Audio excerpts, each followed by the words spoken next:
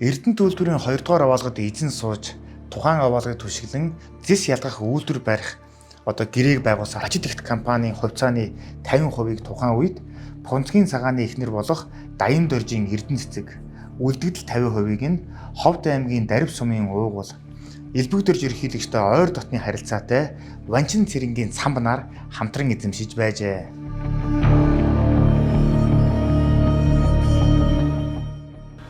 Одоо ийм эзэнтэй болсон юм л 78% нь тэр Даян Доржийн Эрдэнэ цэцэг хүн дээр. Цагааны эхнэр. Цагааны тамгын газрын дарга цагааны эхнэр.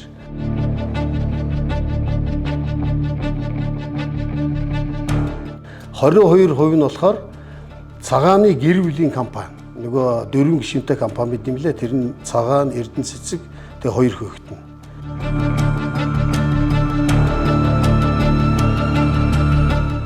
Энэ их гайхалтай. Хүн бол нэг гэр бүлийн гишүүдийн компани бол тэр чигээр л баймар ч юм шиг мэдгүй. Энэ бол би сайн мэдгүй. За тэгэхээр тэр 78% нь Эрдэнэ цэцгийн нэр дээр байгаа хувь нь тэгэхээр цаад эзэнтэй. Тэр эзэн хийн. Би мэдээж Элбэг Дорж байгаа гэж боддیں۔ Ерөнхийлөгч болсон Элбэг Дорж бол бэртаа байсан шүү дээ. Эрдэнэ цэцэг гэдэг халдварсны ард байгаа Элбэг Дорж гэдэг хүний юм чи маа гэж. Тэгэхээр Элбэг Доржийн үйлдвэр ард байгаа юм шүү.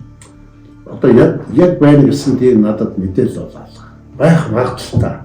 Ягаад тэгэхээр энэ одоо баяжмалыг одоо үйлдвэрлэдэг энэ бүтээгдэхүүнийг 34%-ийг канцелж чадчих гэдэг чинь төрийн өндөр асуудал шаардлагыг нөлөөлж байгаа шүү дээ тийм ээ. Би бол бодохдоо ерөнхийлөгчийн намын газрын дараа арай чадлан өгөхгүй байна. Тэрнээс дээшээ хэмжээний одоо нөлөөлж тэрийг ойлгож